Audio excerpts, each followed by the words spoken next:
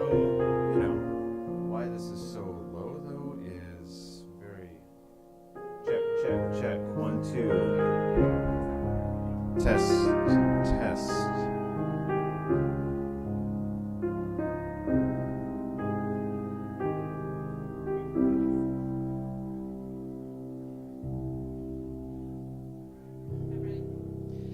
Good morning, everybody. I'm making an entrance. I'm coming in from the back. It's super fun. Yeah, thanks. Thanks, Elliot. Very professional, he says. I like it. Good morning. Thank you for your patience this morning as we fixed a couple of things. It is good to see you all. I can barely see you all for the bright sunshine that's coming in the back. It's so wonderful. If you are joining us online, we are glad that you are here as well. Thank you again for your patience as we got things up and running this morning. Just a couple of things that you need to know about. On your announcement sheet, you were hopefully handed a sheet like this on your way in. If not, there's a couple of extra copies by the name tags in the back. It has all the information you need to know on it. With QR codes and links to the places that you need to go to sign up for things. Quick note about branch students. They meet next Sunday again for their regular meeting. Group Sundays are going to start 2 weeks from today. We're going to talk more about that later, so I'm not going to say much about that, but you can check that out in your Church Center app. Just a quick reminder as well that Chris and I have office hours. We sit at a coffee shop and are available for whatever you want to talk about. So those hours are listed on the back here. If these hours or locations or anything don't work for you, just reach out to one of us and we would love to make other plans and find a spot and a time that works for you to sit and chat about anything, about what is happening in your life right now, maybe about your faith journey. Maybe even if it's processing emotions or thoughts about what you heard at Wednesday night's Zoom call about the building. By the way, if you weren't on that Zoom call, there is a link in your announcements that you can go and watch that video. There's lots of information in that video. All the things that we know so far about this building and future possibilities. So take a watch of that. That didn't make sense, but you all know what I'm talking about. And if you want to sit and talk about it, we'd be happy to do that with you as well. Ash Wednesday is also coming up. Just a quick date. February 22, that is the beginning of Lent. We will gather here at 7 p.m. Yes, wow, indeed, wow. We will gather here from 7 to 8 for a simple service as we begin the Lent season together. And then also 2 weeks from today in the evening, we are holding our annual volunteer appreciation event. We are looking forward to a night of fun, food, drinks, games, just hanging out with one another to celebrate all of you. Yes, Elizabeth? 6:30 to 8:30.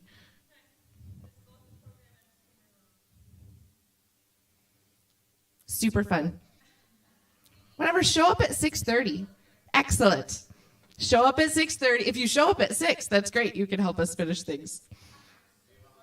You can volunteer at your own appreciation event. I know, so you're going to be really helpful. All right, we're going to move on now. Thank you. 6:30 is real. So, that's all I have for now. We'll talk more about Group Sundays later this morning. But if you are in the building, why don't you stand up and go say hello to somebody that you haven't seen in a while, maybe that you don't know. If you are online, you're welcome to say hello in those comments as well and let us know where you are this morning.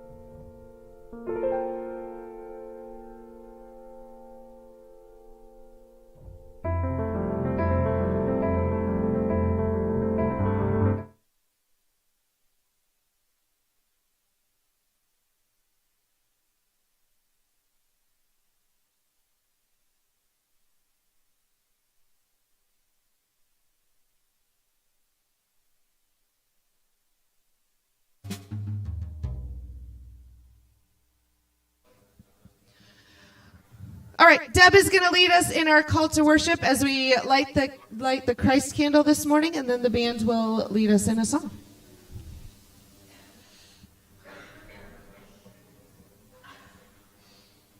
Hey, Nick, can you put the call to worship down? Thank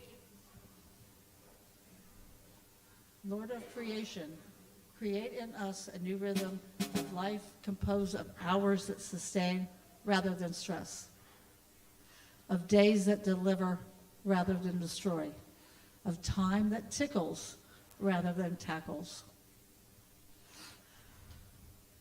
To our pack-full planners, to our over-caffeinated consciousness, to our suffocating selves, drowning in a sea of deadlines and death chimes. By your ever restful grace,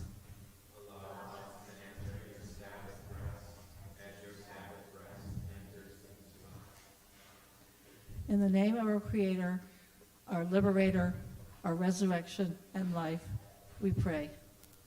Amen.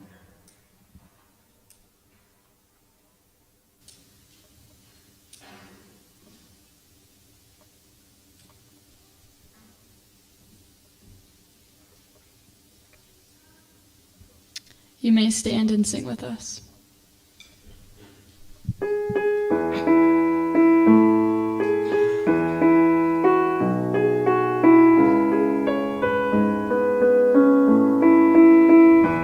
The sun will rise, the sun will rise, bringing life to the earth as it springs from the ground. The sun will rise, the sun will rise. Won't you dry all your tears, lay your burdens down?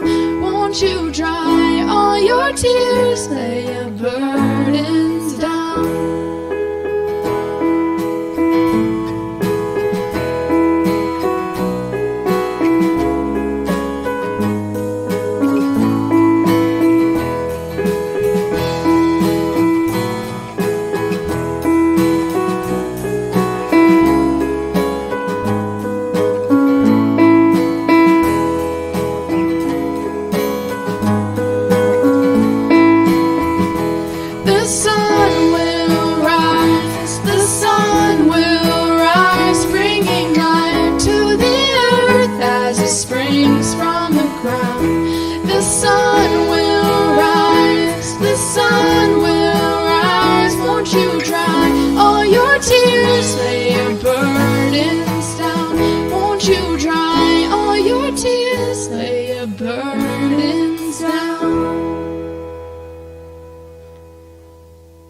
Please remain standing as you join us in this invitation to rest.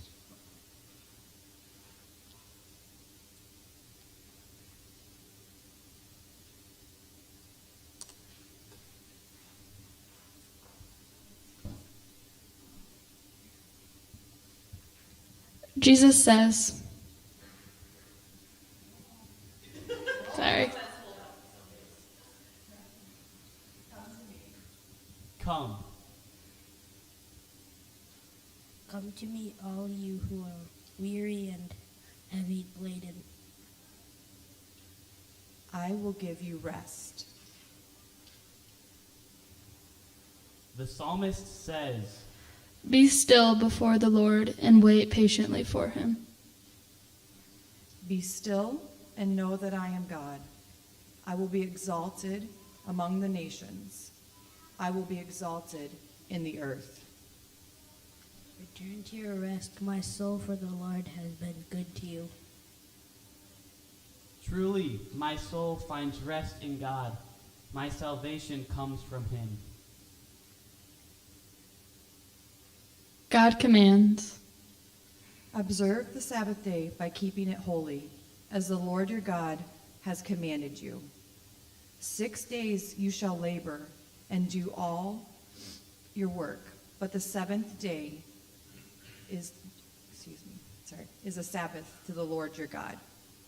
Remember that you were slaves in Egypt, and that the Lord your God brought you out there with a mighty hand and an outstretched arm. Therefore, the Lord your God has commanded you to observe the Sabbath day. The prophet says, But they who wait for the Lord shall renew their strength. They shall mount up with wings like eagles. They shall run and not be weary. They shall walk and not faint. Jesus says, Peace I leave with you. My peace I give you. Not as the world gives you, do I give you. Let your hearts be troubled. Wait, sorry. Do not let your hearts be troubled. Do not let your hearts be troubled, neither let them be afraid. Throughout Scripture, God tells us to rest. Sometimes this looks like delighting in the goodness of God. Sometimes this looks like actual physical or emotional rest. Sometimes this means a break from our daily habits to intentionally recognize God's presence in our lives. We hear God's call to rest because God loves us and desires our flourishing and peace. Rest. delight. Remember. Thanks be to God.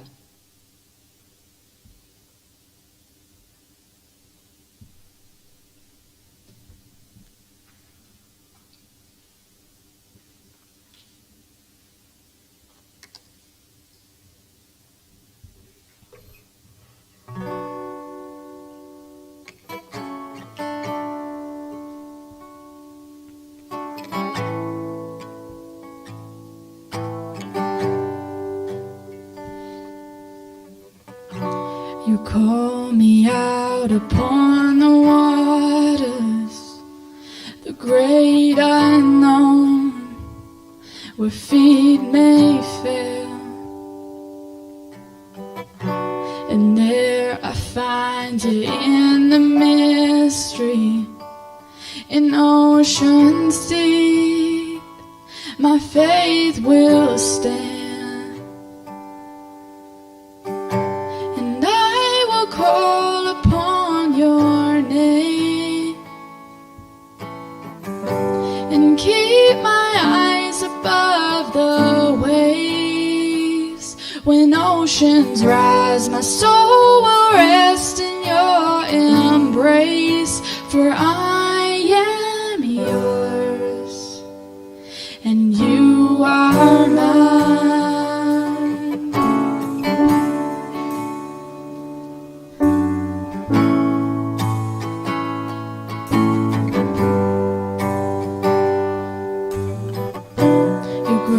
Abounds in deepest waters.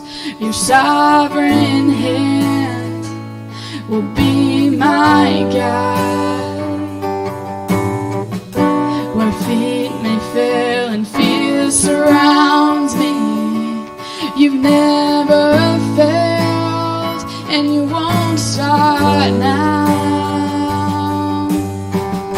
And I will call upon your name and keep my eyes above the waves. When oceans rise, my soul will rest in your embrace, for I am yours and you are mine.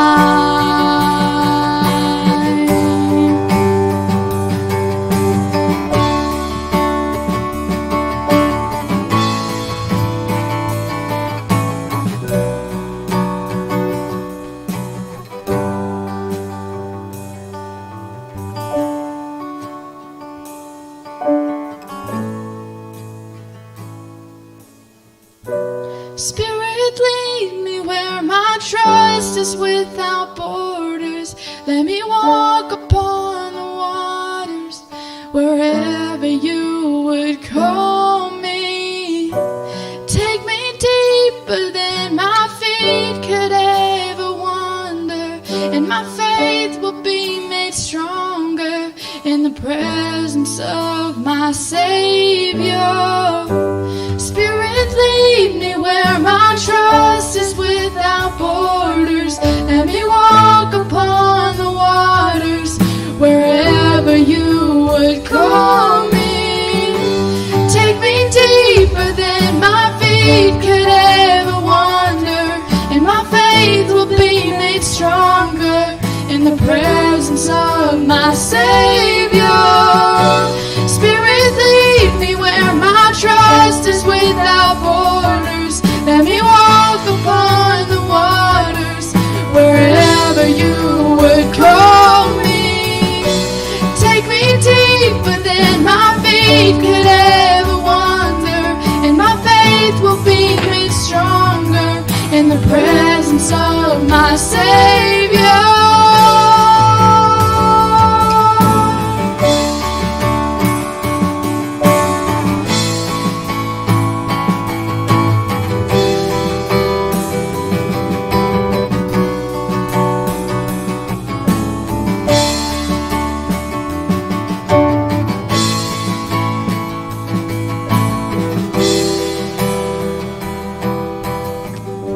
And I will call upon your name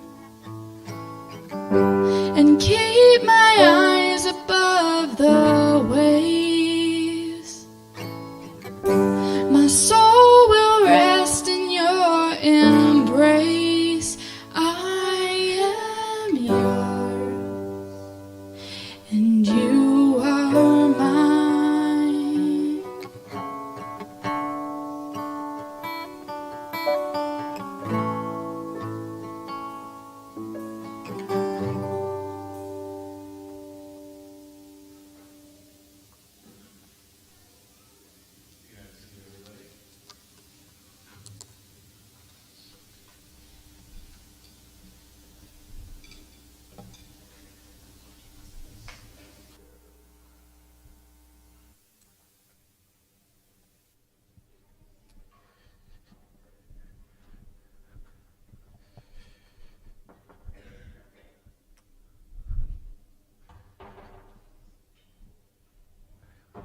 We're still figuring out a few technical things, and that will save us from a large unexpected pop at some point this morning. So, hey, let me update you on something that I shared a little bit about last week and the week before, just as we start this new year.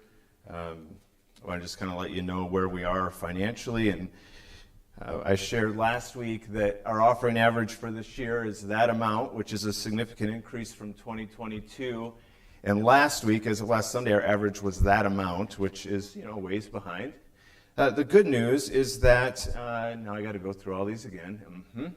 We made a strong increase as of the giving from last Sunday. So thank you to say that, to be clear.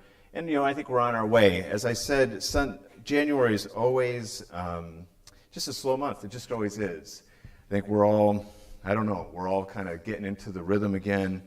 Things change at the start of a new year. So lots of reasons why that tends to happen. And we appreciate you, just giving your attention to that. It helps tremendously, obviously. So thank you. And we'll keep updating you as we need to along the way here. If you have a Bible, you can head to Matthew 12. I'm going to read a significant chunk. It will be on the screen, but you might want a book in front of you. Although if you're grabbing a Bible from one in the seat ahead of you, you won't be on the same translation as I am. I'm doing the New Living Translation, the NLT, yes. And thanks, Kevin. And also, Chris Frank is back there. It's really actually quite hard to see, as Teresa said, and I think Brennan. So if you're a branch kid and you were planning on heading downstairs, Chris is waving his arms with joy and delight, trying to both get my attention and welcome you.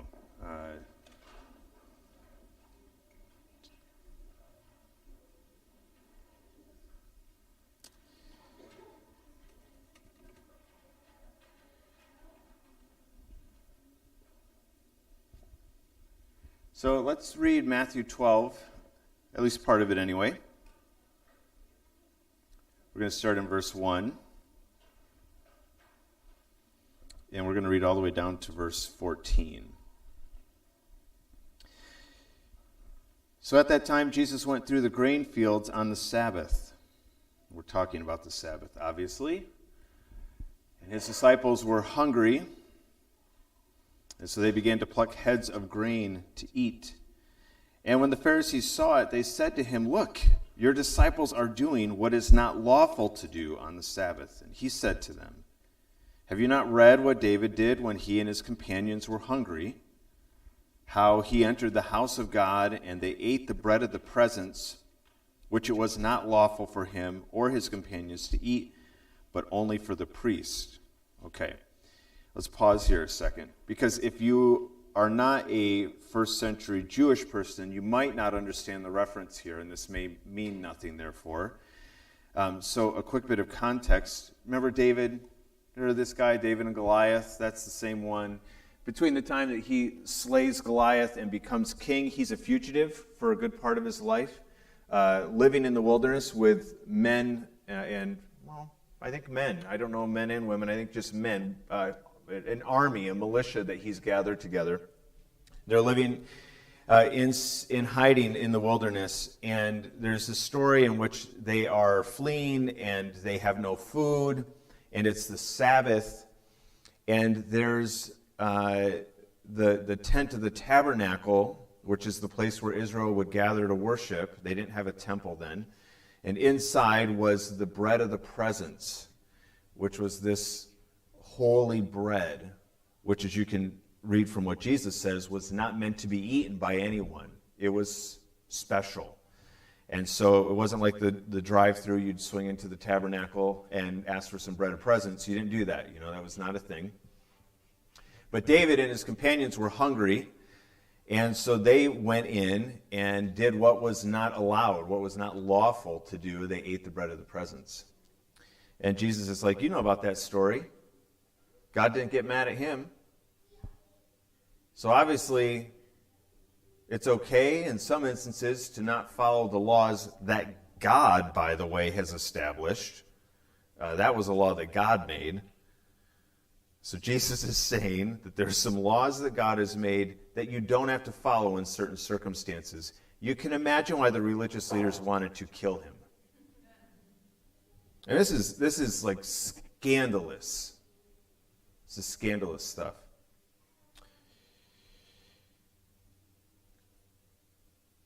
Verse 5, "Or have you not read in the law that on the Sabbath the priests in the temple break the Sabbath and yet are guiltless?" In other words, the priests are working on the Sabbath.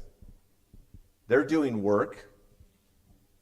And yet they're guiltless, even though the law commands us not to work on the Sabbath. All right, so Jesus is challenging, obviously, the status quo. So they do that. They're not guiltless. "I tell you, something greater than the temple is here.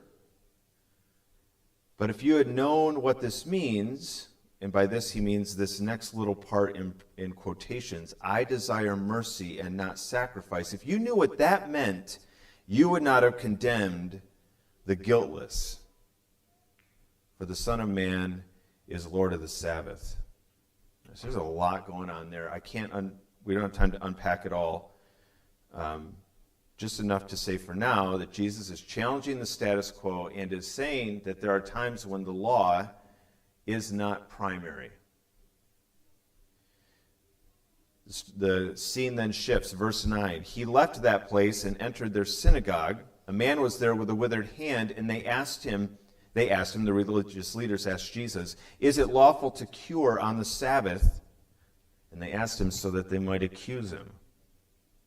So you can tell what the answer is supposed to be. "And he said to them, 'Suppose one of you has only one sheep, and it falls into a pit on the Sabbath. Will you not lay hold of it and lift it out? How much more valuable is a human being than a sheep? So it is lawful to do good on the Sabbath.' And then he said to the man, 'Stretch out your hand.' He stretched it out, and it was restored, as sound as the other. But the Pharisees went out and conspired against him how to destroy him."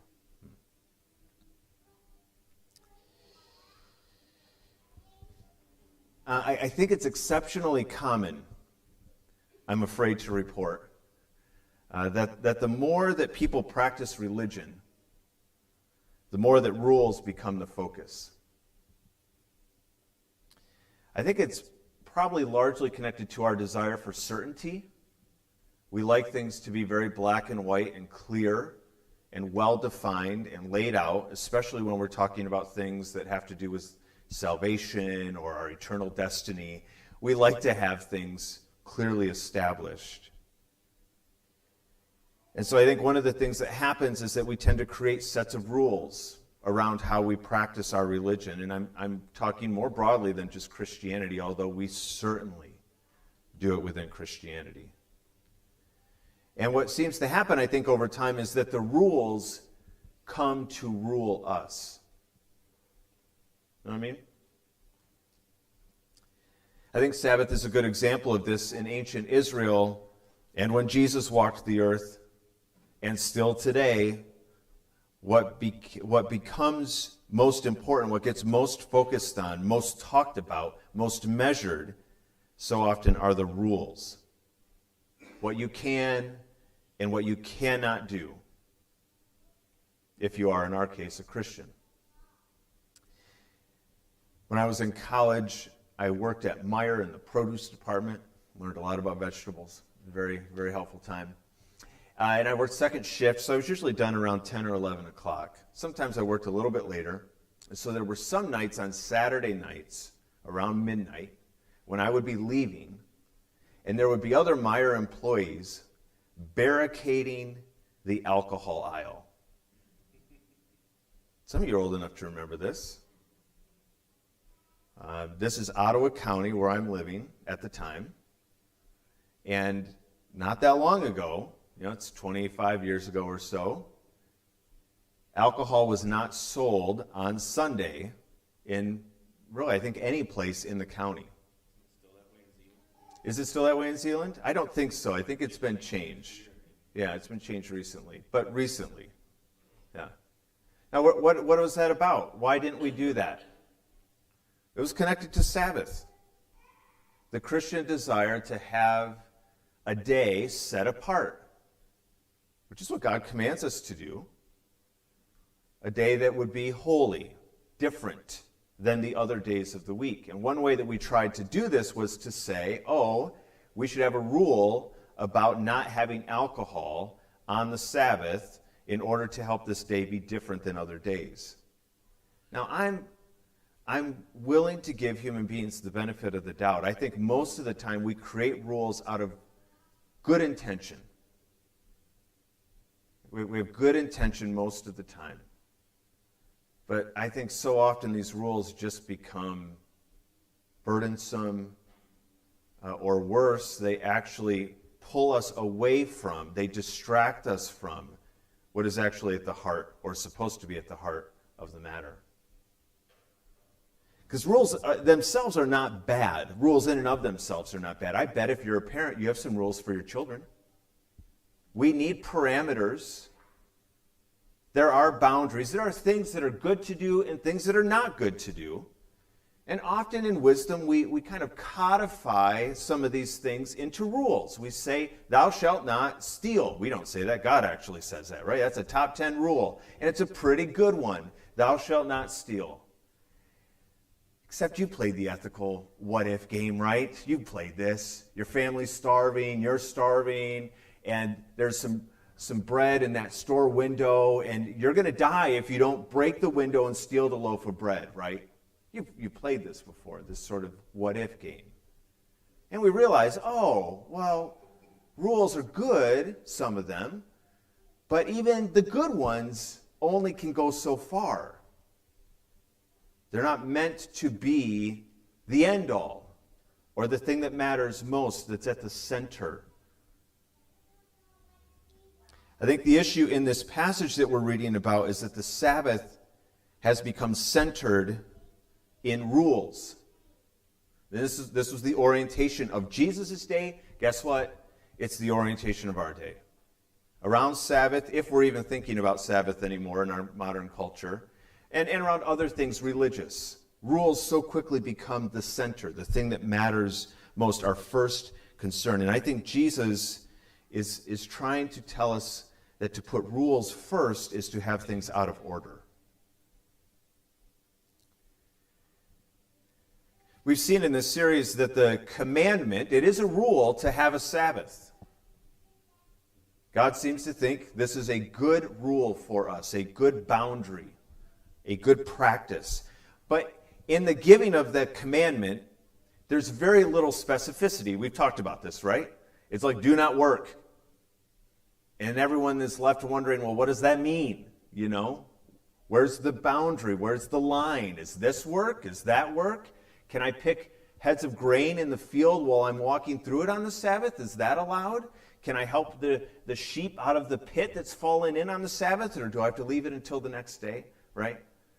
We have all these real practical questions that arise as soon as there's this rule. And over the centuries, guess what's happened? We've created a lot of rules around the Sabbath. Christians of different sects and tribes, SECTS, have defined certain rules for their practice of Sabbath. Jewish people today have what's called the 39 melacha, 39 categories of work that they have created rules for. Interestingly, they have a category of work called kotzer, which is about reaping in terms of agriculture. Doing essentially what Jesus' disciples were doing. This is what I found online. I'm not an expert in this stuff, but you can Google it too and learn as well if you're curious. But this is what it says about this particular rule. You may not remove all or part of a plant from its source of growth and reaping. Climbing a tree is rabbinically forbidden because you might accidentally tear off a branch that could bear fruit. It's a form of reaping, the rabbis said over the centuries. Riding an animal is rabbinically forbidden because you might break a stick off of a tree to move it along, to encourage the animal, right? This is how detailed the rules get. Again, I'm willing to give humans the benefit of the doubt and say that most of the time it's out of good intention. But you can see how quickly this goes sideways. Jesus, I think, confronts this human tendency here. Verse 7 says this again, but if you had known what this means, I desire mercy and not sacrifice, you would not have condemned the guiltless. That part in parentheses there, I desire mercy and not sacrifice, is from Hosea 6:6. Jesus is quoting the prophet Hosea. Sacrifice, Hosea is talking about the sacrificial system that Israel had, which had a ton of rules. You had to kill this animal on this religious holiday in this manner and in this order in order for it to have its effect. But on this holiday, a different animal might have been required, and it had to be done in this order, and these words needed to be said. And again, I think well-intentioned. But God says in Hosea, I could care less about all of that stuff if you are not being merciful. Mercy is what matters most. Not working on the Sabbath, that's a good rule to follow, but it is not central. At the center of Sabbath is mercy. In Matthew 5:17, this isn't on the screen, but you might have heard this verse before. Jesus says this, don't misunderstand why I have come. I did not come to abolish the law of Moses or the writing of the prophets. Jesus is not, did you hear that? I didn't come to say don't worry about the rules anymore. Or I didn't come to say that rules don't matter or that they're not helpful. No, I came to accomplish their purpose. There's something bigger that the rules are meant to move us toward. We can't lose sight of that thing that it's meant to move us toward. And what are the rules meant to move us toward? In this instance, Jesus is talking about mercy. The way we treat each other. Our posture and our heart towards each other. See, the orientation is for Sabbath to be centered in rules. That's, I think, the default. And even I would substitute religion is so often centered in rules. don't do these things. If you're a Christian, you shouldn't do these things. You do those things? You watch those movies? I mean, you can see how we do this all the time, right? You listen to that music? You can't listen to that music, right? We just do this stuff without even really thinking. I think Jesus is telling us that Sabbath is centered in relationship, not rules. And we see this from the very first time that we encounter Sabbath. I've said this before, but it's worth, I think, at least considering one more time. 10 Commandments, first 3 are about our love of God, the way that we enter into relationship with God. The last 6 are about our relationships with each other. What's in the middle? Sabbath, the 4th commandment. A lot of scholars at least wonder, is it in the middle because it is essential for both? It's the thing on which both hinge.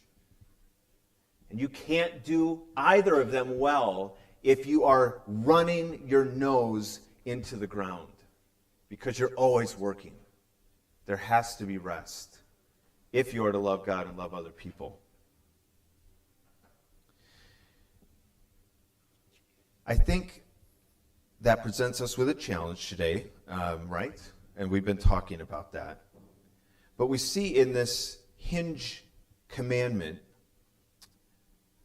that relationship is central. Remember to observe the Sabbath day by keeping it holy. You have 6 days each week for your ordinary work, but the 7th day is a Sabbath day of rest, dedicated to the Lord your God. I talked last week about what that might mean. Again, God doesn't specify and say, here are the 3 things you should do in order to dedicate this. God doesn't do that. There's a lot of freedom and openness here. So I said things like, if you love to craft, pick your craft, and that's your Sabbath practice, you could dedicate that time to God, perhaps by simply beginning with a word of gratitude. God, thank you for yarn. Some animal, right? Doesn't yarn come from wool? Is this how we get yarn? I don't know. Someone, yes, maybe? Okay, anyway. Thank you, God, for however I got this. Sheep? Yes? Okay. I need help, folks. I need help on that one. Thank you for the dyes. Thank you for the, whatever it might be, that simple act of gratitude could help dedicate that time. Or your Sabbath practice is to take a walk. There's a way to take a walk without God on your mind at all. And there's a way to take a walk perhaps with God on your mind. Committing yourself that as you walk, every time you notice something beautiful, you're just going to stop for the count of 10 and notice that thing a little more deeply. So this relationship with the divine is at the heart of Sabbath, and of course our relationship with each other. On that day, no one in your household may do any work. This includes you, your sons and daughters, your male and female servants, your livestock, and any foreigners living among you. For in 6 days the Lord made the heavens, the earth, the sea, and everything in them, but on the 7th day God rested. That is why the Lord blessed the Sabbath day and set it apart as holy. Right? We get this inclusion of everyone in the Sabbath. Those in your household, even the animals, and those not in your household, including the foreigner. In other words, there are no exclusions in the practice of the Sabbath. Everyone is included in the rest and the joy of Sabbath. Now, millennia ago, guess what? Everybody practiced Sabbath at the same time. I think that was probably an advantage because it meant that we were all available at the same time to take a walk, to have lunch together. We weren't competing, our schedules weren't conflicting. We all had a shared space. We don't have that anymore, obviously, and there's no magic wand any one of us can wave to just make that happen again, which I think is a disadvantage, a real challenge to us. Because if the Sabbath at its center is relational, then we are probably going to have to be especially intentional to make it so. what would be practicing Sabbath is not easy, period. If we're going to practice it, what we're probably first going to think about is how I might practice it. But if Sabbath is relational at its core, we might even have to take an extra step of intentionality. That's really challenging. Let me recommend a podcast to you again. I think I mentioned this in the first week. Just Google Ezra Klein and Sabbath, and you'll find it. It's about an hour. I think it's really good. You'll agree with some stuff. You'll disagree with some stuff. You might find something helpful. His guest is Judith Shulevitz. Judith's book is The Sabbath World, Glimpses of a Different Order of Time. I have not read it, but I offer it to you as a possible thing to maybe explore further. She says this in the podcast. These are two takeaways that I had, and I think she makes these arguments in the book. She says that Sabbath must be done in community. And the reason is because to practice Sabbath is to swim against the current of our culture, and you can't do it alone. The current is too strong. And so she argues for communal practices of Sabbath. And I know what you're thinking, maybe. I'll tell you what I'm thinking. This is really going to be hard to do if we want to do it. It's going to require some intentionality. Because our lives aren't synced up the way that they were even 50 years ago, and certainly not millennia ago. But she argues that it has to be done in community to some level. Now, maybe that's just your household. Maybe you start there. A friend, you coerce a friend, you convince a friend, that's a better word, you convince a friend to join you in practicing Sabbath somehow, by knitting, or by taking a walk every Sunday afternoon, right? Like we're trying to figure out what are manageable, reasonable steps for us to take. So she says that. She also says this second one, which I think you'll like a little bit more, that Sabbath must be festive. It must be fun. It must bring joy. If it's just all chore, none of us are going to do it, rightly so. Because Sabbath is meant to be restorative. So it should be festive. So she says, if you're going to invite someone on a walk, if that's your Sabbath practice and you're going to bring a friend or two along, then make it fun somehow. And I don't know how you would do that because we're all different, but maybe it's including in your walk that you're going to go to a place you all love, a restaurant you all love, a coffee shop you all love, and you're going to get a drink that you love. I don't know what it is. Or you're a crafter, and you're going to knit with a bunch of people. I'm sorry I keep using this example, but you can work with me. If you're not a knitter, you can think of what it might be for you. You all bring your best snack or your favorite album and you listen to it while you're knitting, or whatever would make it festive and fun. If you have a Sabbath meal together, which is an ancient practice of Sabbath, eat the best foods, she says. Break out a bottle of good wine. Enjoy Sabbath. Have it be fun and joy-filled. It's meant to be. It's meant to be.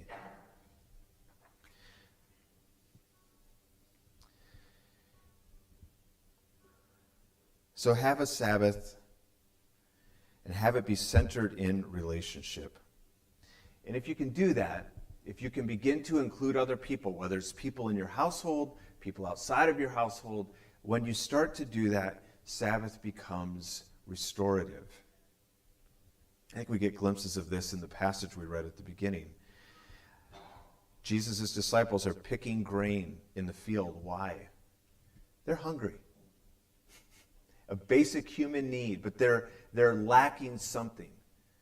And in breaking the rules of Sabbath, they actually find themselves restored. The man's hand is withered. But in breaking the rules of Sabbath, he's restored. Sabbath, I think, is meant to be restorative. And so the law, Jesus says, the law that is most important on the Sabbath, did you catch it there in the passage we read at the beginning? It's to do good. That's the law that matters most. So the orientation, the default, I think, is to make Sabbath about rules. We can disorient ourselves or disrupt that, and we can reorient ourselves towards relationship, but it's going to take intentionality, no doubt about it. So I'm going to give a few minutes for us to think intentionally about this. Pens you can pass around, and I'll just get some big chunks started here. You can pass those around. I should have done those together, Kevin. Here you go. Pass those around too. If you're online, here are the questions that I'm passing around at the moment. And you can, if you're online, just consider this there where you are. I'm passing out paper because for some of us, I think it's probably helpful to actually write something down and to move it from just our head out into the world, so to speak. So I'm going to give you a few minutes to think about these questions and begin with just what's something that you love doing and that's restorative. Who could join you for that? Maybe you do it by yourself. Maybe you already do it with people. Are there others you could invite? When would you do it? Like this week. If you were to do this restorative thing with other people, when might you do it? And how would you make it festive and filled with joy? Let's take a couple of minutes just to kind of reflect on that, and then we'll move into communion together.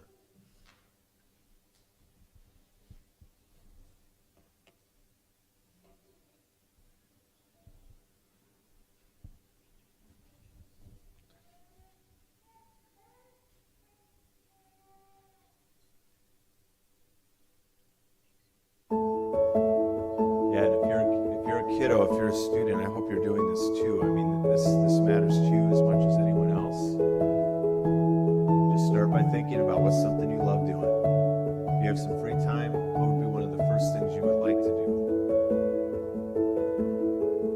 How could you invite other people to do it with you? Who would you invite? You got a friend at school? You got a cousin? You got a neighbor? Is there a time when you can do it this week? When would you do it? How would you make it fun? You'd like your favorite snack, or what would that look like?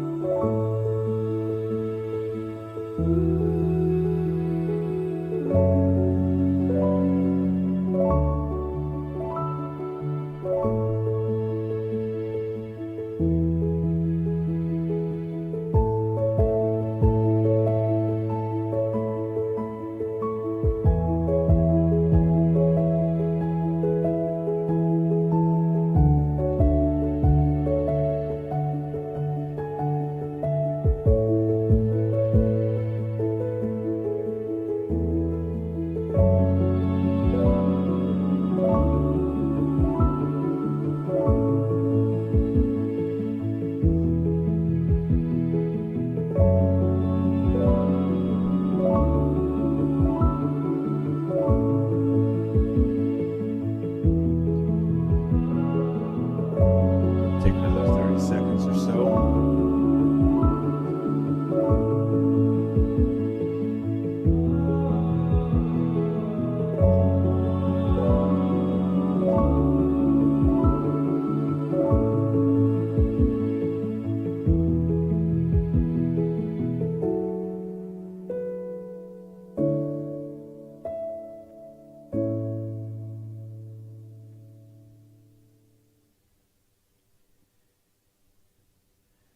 You can keep giving that some thought, of course, because you'll have a few moments here while we're coming to the table and getting bread and cup. You know, you'll have a couple minutes, I imagine, around this practice as well. Let me just say one more time, it's not just Sabbath that is centered in relationship. I would argue it is any good religion is centered in relationship. If religion, whatever your religion is, whatever your religious practice is, if it is not centered in relationship, I'm not sure it's serving you well. This is why Jesus says, when he's asked what's the greatest commandment, what does he say? Love God, love people. It is completely centered in relationship. And this meal is all about relationship as well. So today we're going to invite you to come forward. There will be a station here in the front, some folks in the back, serving bread and cup, gluten-free cracker if that would be helpful. And you can hang on to those, take them back to your seat, and we'll eat and drink them together. But just in the same way that gathering around a table in your home is actually not first and foremost about the food, it's about the relationships at the table. The same is true, I think, here. The bread and the cup matter, they're important, they're symbolic in really meaningful ways, but they're always pointing us toward relationship.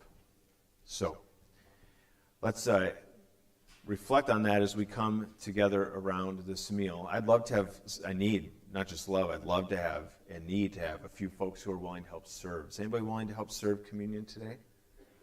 Come on up. I got 1, 2, 3, 5 ideally is what we would have. Teddy, you came in at the right time. Come on up, Paige. Yeah, maybe you walked right in from the back up here. Yeah, if you're ready, go for it. You're going to take that one? Why don't you go to the back with your... Hi. Oh, hi. You're going to do... Here. I like this. You take this. Yep. JP, come here. Yep, you're going to go to the back with Teddy. Look at all these helpers here. It's beautiful. You guys are right up here up front. Paige, I called you first. You can do it next week, okay? Raise your hand right away next time. Here are our servers.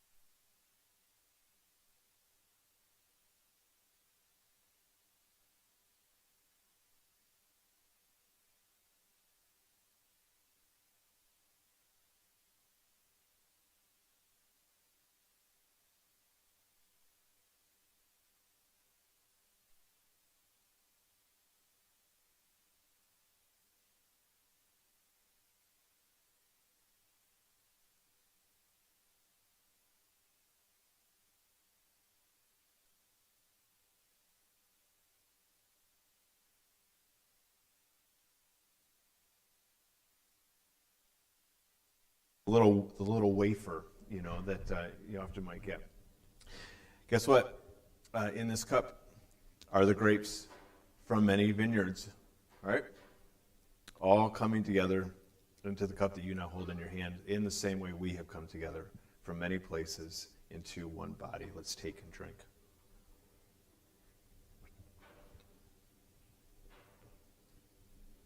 Beautiful. Thank you, sir. Appreciate it. Appreciate it. Well, you can hang on to your cups. I think the baskets are in the office, but we'll get those up here before the morning is over.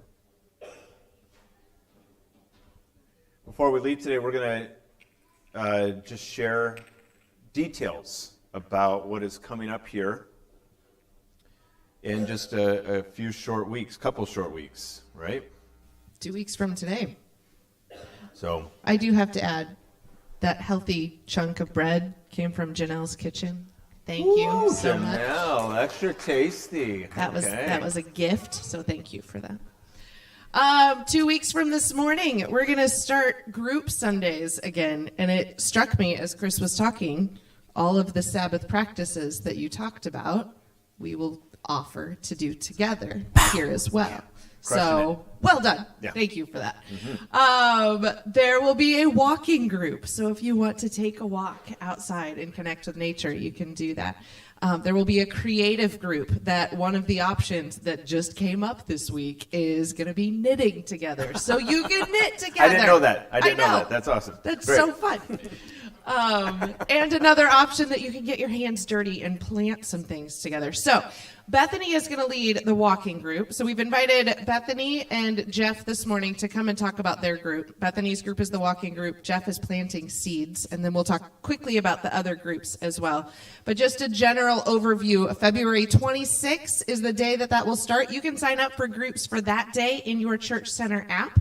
Please do that soon so we know for some of the creative groups what supplies to get, all that sort of thing, how many people to expect. So let us know if you're planning to come. Bethany, would you tell us a little bit about the walking group and what people can expect? You also got a really beautiful video with Bethany's face in it this week explaining. So, yeah.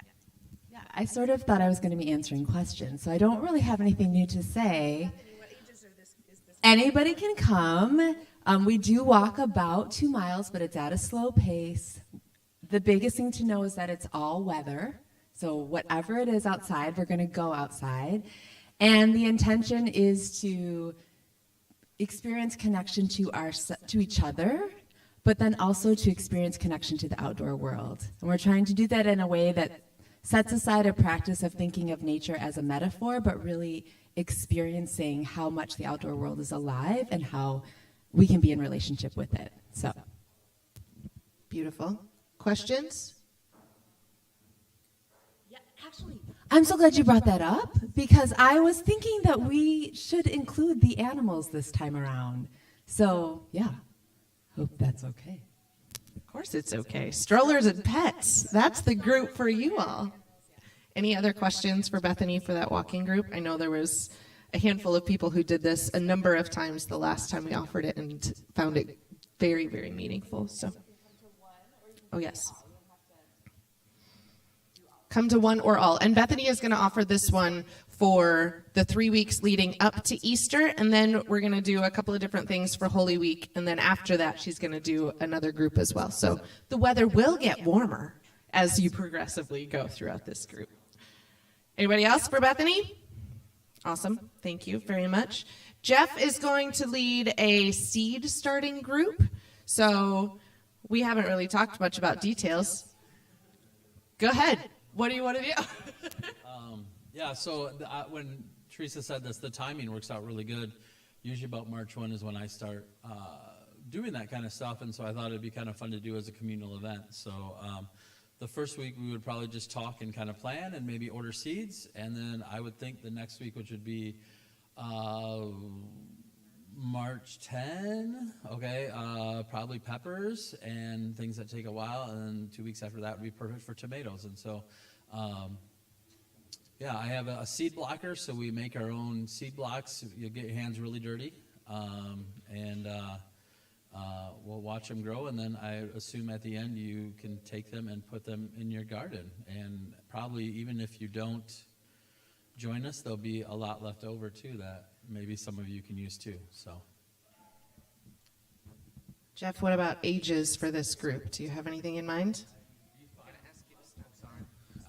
I'd be fine with pretty much anything. I know my daughters do it quite a bit, and so if it's something you want to do as a family, you could definitely do that too.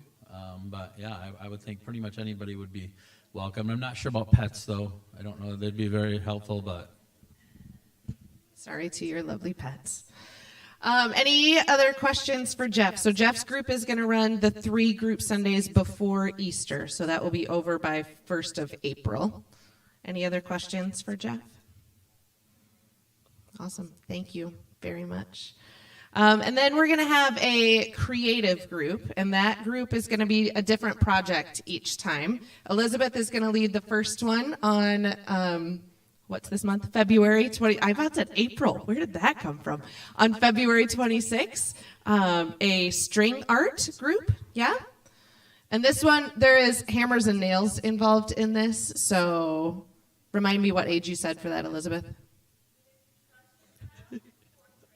4th grade and up, but maybe some parental supervision on those, on the younger end of that as well. There you go. Middle school, if by themselves. If they're younger than that, come with a parent.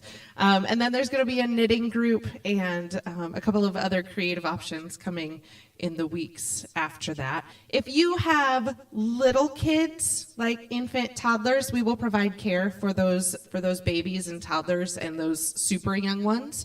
If you want to bring your kids with you to a group, bring your kids with you.